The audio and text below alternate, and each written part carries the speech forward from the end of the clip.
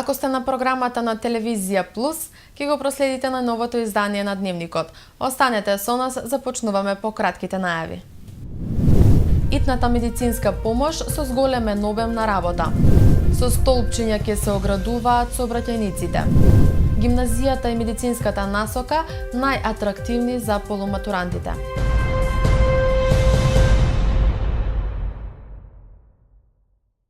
Променливото време придонесе за зголемен број на лекарски интервенции. Идната медицинска помош во Куманово бележи покачување на обемот на работа за 30%. Променливото време го зголеми бројот на лекарски интервенции. За 30% е покачен обемот на работа во итната медицинска помош. Во најголем број случаи станува збор за интервенирање кај пациенти со хронични заболувања, но има и ситуации во кои кај помладата популација доаѓа до паѓање на притисокот поради подолго задржување на отворен простор на топло време. Кај хронично болните пациенти тоа се варијации во крвниот притисок. Најчесто градна болка или варијации во крвниот притисок, најчесто покачен крвен притисок, исто така и вртоглавица. Додека пак кај младите тоа се симптоми на изнемоштеност, малаксаност, пад на крвниот притисок. Кај хронично болните пациенти тоа е редовно земање на препишаната терапија и редовно мерење, односно контрола на крвниот притисок. Доколку се приметат промени, значи висок или низок крвен притисок, да не се крева веднаш паника. Тука е бројот 194, може да се јават за совет во секое време, во однос на тоа кој тип на терапија треба да ја земат. Лекарите им советуваат на повозрастните граѓани да не излегуваат од дома во најтоплиот период од денот, а обврските кои што ги имаат да ги извршуваат или во раните или пак во попладневните часови. Исхраната да се зема повеќе овошје и зеленчук, да се избегнува мрсна храна, да се пие повеќе вода и нели со шише вода во рака да се излегува надвор. Она што може да го превенираат младите, тоа е, например, кога ќе приметат темнење пред очите, зуење во ушите или тресење на мускулите, треперење на нозете, да се тргнат во сенка доколку се во можност да се седне или да се легне ако се дома, да се земе чоколада, кока-кола, но најважно е водата пред се, најмалку 2 литри вода во текот на ден. За хронично болните да не излегуваат од 11 до 5 часот попладне, носење на летна облека, памучна облека и шешири на очари за сонце. Препорачливо е темелно миење на овошјето и зеленчукот пред нивната употреба, добра термичка подготовка на храната, задолжително чување храна во фрижидер на плюс 8 степени, како избегнување консумација на лесно расипливи производи. Со пластични столпчиња наскоро ќе бидат оградени дел од сообраќајниците и булеварите во централното градско подрачје. Како што појаснуваат надлежните, на тој начин треба да се спречи узурпација на тротоарите од несовесните возачи кои паркирајќи ги своите возила го попречуваат движењето на пешаците. Со пластични столпчиња општина Куманово ќе ги брани пешаците од несовесните возачи. Завршена е тендерската постапка за изготвување техничка документација за поставување на заштитни столпчиња за разделување на пешачкиот и велосипедскиот од моторниот сообраќај. Реализацијата на проектот треба да го спроведе компанијата Euroroad Design Group од Скопје. Столпчињата ќе бидат поставени на булеварите и главните сообраќајници во градот и треба да ги спречуваат граѓаните да се паркираат со своите автомобили на тротоарите наменети за пешаци. Како што појасни градоначалникот Максим Димитриевски на една од седниците на Советот, дел од граѓаните се несовесни и ги узурпираат јавните површини, попречувајќи го на тој начин движењето на пешаците во градот. До крајот на годината ќе се обидеме да инсталираме, да изготвиме сообраќаен проект на главните, првенствено главните булевари и улици во градот, со кој што ќе дефинираме фиксирање на пластични и еластични столбови, кои што ќе бидат поставени едноставно, тротоарите ќе ги разграничат точно каде може да се застанува, каде може времено да се паркира, а каде воопшто нема да може да се застанува и да се паркира, со единствена цел пак да ги ставиме истите тротоари во функција. Сличен предлог за изготвување програма за јавно-прометни површини претходно имаше и советникот од Гром Зоран Петрушевски, за кој мнозинството членови на советот гласаа против. Потоа градоначалникот, давајќи објаснување за начинот на кој локалната самоуправа ќе се справува со сообраќајниот хаос во градот, појасни дека такво нешто веќе е во постапка на подготовки. Сакам да пофалам, да поддржам и навистина, еве и ние сме почувствувале дека тротоарите мора да ги регулираме, мора да ги обезбедиме пешаците. Сега каква е таа пластична или флексибилна ограда, не знам, веројатно ќе ни се објасни кога ваква програма мора да дојде пред нас, а јас сакав само да донесеме одлука да изготвиме таква програма, веќе началникот работи на таа тема. Добро е што е тоа така. Договорот е тежок 585.000 денари без вклучен ДДВ, односно околу 9.500 евра, и компанијата во рок од 12 дена од подпишување на договорот е должна да изработи техничка документација за локалната самоуправа. Според денешните хидролошки мерења на Управата за хидрометеоролошки работи, нивоата на реките се во рамки на просекот за јуни, со исклучок на Пчиња кај Катлановска бања, кое покажува двојно зголемување. Нивото на Охридското езеро е 5 см над дозволениот максимален водостој, додека на Дојранското 10 см над договорениот максимален водостој.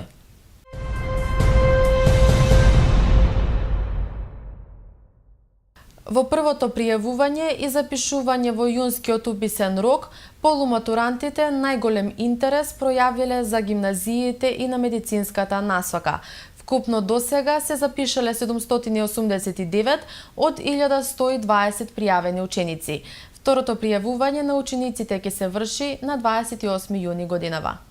Од 1120 пријавени деветоодделенци во првиот дел од јунскиот уписен рок, 789 ученици веќе се запишани во насоките во кои што ги исполнуваат условите, информираат надлежните од секторот за образование при општина Куманово. Иако согласно распишаниот конкурс и барањата на средните училишта во градот, бројката на слободните места за запишување е 2584, раководителот Жика Крстевски потенцира дека постои диспропорција на оваа бројка со објективната за запишување во прва година, која изнесува 1500 ученици. Фактичката состојба на потенцијалните ученици што завршуваат девето одделение ова учебна година е далеку од бројката што е распишана. Ние во општина Куманово имаме девето одделенци кои завршија ова учебна година 1207 ученика.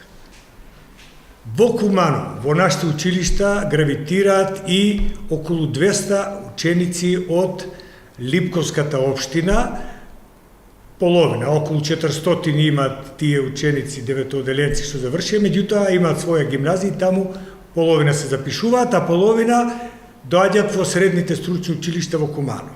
Тоа е околу 1400.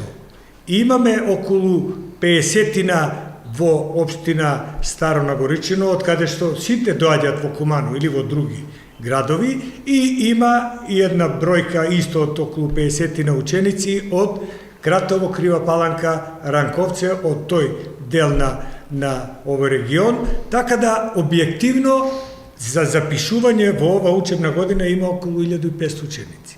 Традиционално и годинава по објавувањето на ранг листата на запишани ученици во првото пријавување и запишување во јунскиот рок, интересот кај деветоодделенците на македонски и албански наставен јазик е поголем за гимназиите и за здравствената струка, која функционира во рамките на техничкото училиште Наце Буѓони наспроти другите средни стручни училишта. Во гимназија Гоце Делчев се запишани 251 ученик, во гимназија Сами Фрашели 133, зборувам во овој рок, во Перо Наков 714, тоа се број според конкурс, извинувам, а се запишани 108 се запишани во на македонски наставен јазик и 35 во настава на албански наставен јазик. Во Наце Буѓони од 714, 536 се купно пријавени, во македонски паралелки се запишани 234, а во албанските 302 ученика и во Киро Бурнас од 510 колку што се предвидени со конкурсот, пријавени се 57, а запишани се 42 во настава на македонски и 15 во настава на албански наставен јазик.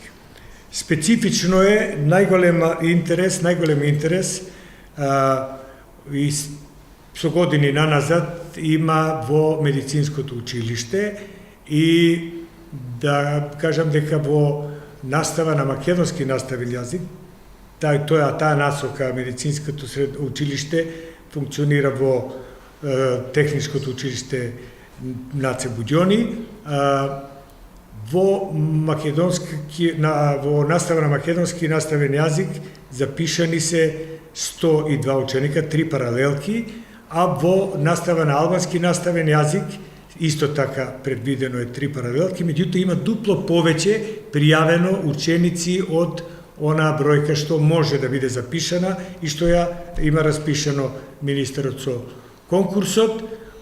Има уште едно 30 од тие што не поминале, затоа што бројката е таа дефинитивна, ќе видиме следните чекори што ќе бидат, меѓутоа има доста пријавени и со помал број на поени кои нема да можат да се запишат. По објавување на ранг листите со резултатите од запишувањето, учениците кои не се запишани во училиштето задолжително ја подигнуваат целокупната доставена документација поднесена во училиштето во рок од 48 часа. Второто пријавување и запишување на учениците ќе се врши на 28 јуни годинава, а резултатите од запишувањето и слободните места ќе се објават на 29 јуни. Училиштата за второто пријавување може да го намалат утврдениот број на минимум поени дадени во конкурсот, најмногу до 10 поени, освен за гимназиско образование, економско-правна и трговска струка и здравствената струка. Училиштата се должни со интерен оглас за второто пријавување да го истакнат утврдениот минимум поени со кои е можно учениците да конкурираат за запишување во определен план и програма. Објавувањето на минимум поени треба да се изврши на 25 јуни годинава за второто пријавување. 20 јуни во светот се одбележува како Ден на бегалците. По тој повод, Хелсиншкиот комитет за човекови на Република Македонија денеска организираше тркалезна маса со наслов на новиот закон за азил, подобра или полоша законска рамка за бегалците, на која се дискутираше за новиот закон за меѓународна и привремена заштита. Воено-политичките конфликти и прогоните во родните земји се главните причини поради кои луѓето во изминатите неколку години се решаваат да ги напуштат своите домови и да избегаат во други земји. Податоците на меѓународните организации покажуваат дека изминативе 5 години бројот на бегалци во светот постојано расте и од година в година бележи нов рекорд. Според извештајот на Високиот комесаријат за бегалци на Обединетите нации УНХЦР, во 2017 година биле регистрирани вкупно 68,5 милиони бегалци, што е за 3 милиони повеќе отколку во 2016 година. Меѓународните организации денеска го одбележуваат Светскиот ден на бегалците, на кој УНХЦР подсетува дека речиси 70% од лицата кои бегаат преку граница потекнуваат од само 5 земји: Сирија, Авганистан, Јужен Судан, Мијанмар и Сомалија. Повеќе од половина од овие мигранти се малолетни, а во голем дел од случаите станува збор за деца кои при бегањето се раздвоени од своите семејства и на неизвестното патување се оставени без родителска заштита. Податоците покажуваат дека многу голем дел од бегалците се прифатени и згрижени од држави кои имаат ниски или средни приходи по глава на жител, а не од побогати земји каде населението има високи приходи. Досега најмногу бегалци згрижиле Турција, пошто следат Пакистан, Уганда, Либан, Иран и Германија. Според меѓународните организации, загрижувачките растечки бројки за бројот на бегалци и внатрешно раселени лица во светот се аларм за богатите држави да покажат поголема хуманитарна одговорност кон овие лица. Една од земјите која во изминатите 3 години се најде засегната како дел од така наречената Балканска рута е и Република Македонија. Со цел да го одбележи Светскиот ден на бегалците, Хелсиншкиот комитет за човекови права на Република Македонија денеска организираше тркалезна маса со наслов Новиот закон за азил, подобра или полоша законска рамка за бегалците, на која се дискутираше за новиот закон за меѓународна и привремена заштита. На тркалезната маса учествуваа експерти за човекови права и правни експерти, кои укажуваа на практичните импликации на новиот закон за азил, како и предизвиците што ги отвара ова законско решение. Настанот се организираше во рамките на проектот Help on the Road, чија цел е да го крене интересот на јавноста за позицијата и да ја подобри заштитата на човековите права на мигрантите, вклучително и барателите на азил кои минуваат низ Македонија и Србија. Проектот го имплементира Фондацијата Ана и Владе Дивац. Хелсиншкиот комитет за човекови права на Република Македонија е партнер во овој проект заедно со Новосадски хуманитарен центар и Сдружение на самаријанските работници. Дел од акцијата се и 5 македонски и 15 српски организации кои работат на полето на миграцијата и барателите на азил. Со настап на меѓународен фолклорен фестивал во Косовска Митровица ќе започнат богатите програмски активности на културно-уметничкото друштво Панче Пешев. Нив ги очекуваат гостувања во Македонија и надвор од нашите граници, како и организација на меѓународна смотра на фолклорни ансамбли. Културно-уметничкото друштво Панче Пешев и оваа година својата богата програмска активност ја започне со настап на меѓународен фолклорен фестивал во Косовска Митровица. Фестивалот ќе се одржи на 22 до 25 јуни. Панче Пешев веќе неколку години поред гостува на истиот и го представува македонскиот фолклор и традиција. На крајот на месецот е планирано да се одржи меѓународна смотра на фолклорни ансамбли, на која ќе учествуваат 10 друштва од Македонија и соседството. Манифестацијата ќе се одржи на 29 јуни на градскиот плоштад, а се организира во соработка со градоначалникот и советот на општината. За 30 јуни е планиран настап во Старо Нагоричане. Активностите на Кут Панче Пешев ќе продолжат на почетокот на јули со посета на Македонската црковна заедница Кирил и Методи во Париз и гостување на меѓународен фолклорен фестивал во градот Аленсон во Франција. Гостувањата не стивнуваат и на крајот на јули следува настап на меѓународниот фестивал Илинденски денови во Битола. На фестивалот Кут Панче Пешев ќе настапи со изведба на обичај од Кумановскиот крај, како изведба на песни карактеристични за тој обичај. Од утре во Македонија и на северната хемисфера почнува летото. Истовремено на јужната полутопка настапува зимата. Во Македонија летото почнува во 12 часот и 7 минути. Овој 172 ден во годината е најдолг и ќе трае 15 часа и 14 минути. Сонцето ќе изгрее во 4 часот и 58 минути, а ќе зајде во 20 часот и 12 минути. Летото ќе заврши на 22 септември, која ќе почне есента.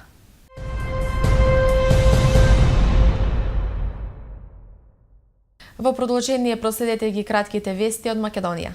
Сите присутни 69 пратеници гласаа за ратификацијата на договорот со Грција за решавање на долгогодишниот спор за името.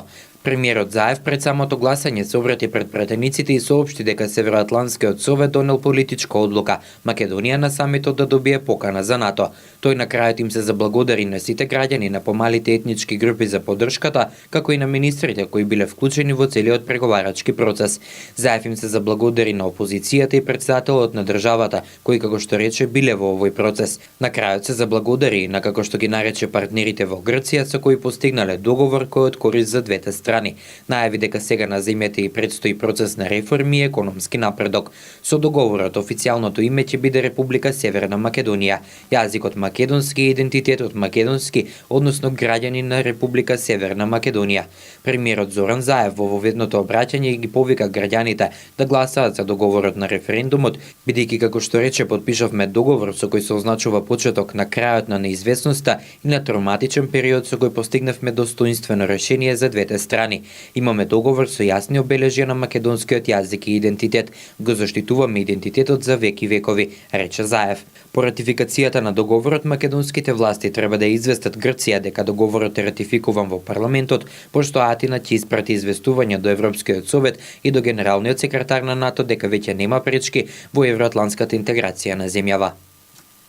Опозицијската ВМРО ДПМН денеска најави дека ќе побара толкување за спогодбата со Грција од Венецијанската комисија. На пресконференцијата во собранието пратеникот Драган Данев повторно порача дека за неговата партија спогодбата е штетна и капитулантска и дека власта сака да го втурни и собранието во кршење на процедурите за ратификација на оваа спогодба. Ако овој договор е толку добар за Република Македонија, зошто владата бега од дебата? Ова е самоволно и шверцарско однесување на власта. Ова е трет случај на грубо непочитување на процедурите. Првин изборот на Џафери за така наречен претседател на собранието, потоа законот за двојазичност, па сега договорот со Грција. Зошто договорот со Бугарија се разгледуваше во Комисијата за надворешни работи, а овој во Комисијата за европски прашања? Зошто власта сака да го потурка на мала врата, порача Данев? Тој рече дека со прифаќањето на спогодбата се уништува идентитетот и се прифаќа модерен геноцид. Премиерот нека собере 80 пратеници и нека поведе постапка за импичмент. Председателот Иванов реагира на вчерашните пораки на Заев, кој во интервју за Канал 5 најави дека ќе побара одговорност од председателот доколку го блокира договорот со Грција. Го повикувам Заев со истото двотретинско мнозинство кое е неопходно за менување на Уставот на Република Македонија, веднаш да покрене постапка за утврдување на одговорност на председателот на Републиката, односно импичмент. Мојот став во однос на штетниот договор за името е конечен и останува непроменет и покрај сите искажани закани и притисоци, стои во реакцијата на председателот Иванов. Реакцијата на Иванов доаѓа како одговор на ставот на премиерот дека власта ќе собере двотретинско мнозинство во собранието и дека нема да дозволи Иванов да го блокира, како што вели, процесот кој ја води Македонија напред. Премиерот вели дека ерга омнес и промената на името прифатил и предходниот премиер Никола Груевски. Поканата за членство на Македонија е ставена на дневен ред за самитот на НАТО што ќе се одржи во јули, потврди премиерот Зоран Заев. Точката за нашата покана во НАТО е прифатена и во најава е покана за членство, рече Заев на седницата на која пратениците ја гласа ратификацијата на договорот со Грција. Предходно генералниот секретар на НАТО Јенс Столтенберг во интервју за Франс 24 изјави дека се надева оти ќе може да биде испратена покана за членство на Македонија на самитот што на 11 и 12 јули ќе се одржи во Брисел, откако Македонија и Грција постигнаа договор за спорот со името. Се надевам дека ќе има напредок во поранешната Југословенска република Македонија бидејќи постигнаа договор со Грција за проблемот со името. Ако тој договор биде финализиран и целосно применет, новото име ќе биде Република Северна Македонија и тогаш можеме да тргнеме кон членство на ПЈРМ во НАТО, рече Столтенберг.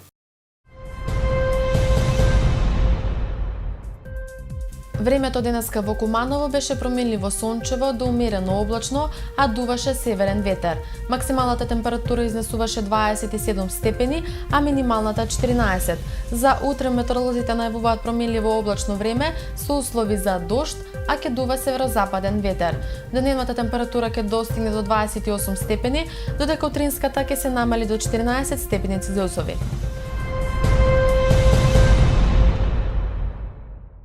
Со информацијата за времето го завршуваме и денешното издание на Дневникот. Имајте убава и пријатна вечер, се гледаме повторно утре во исто време. Од мене, довидување.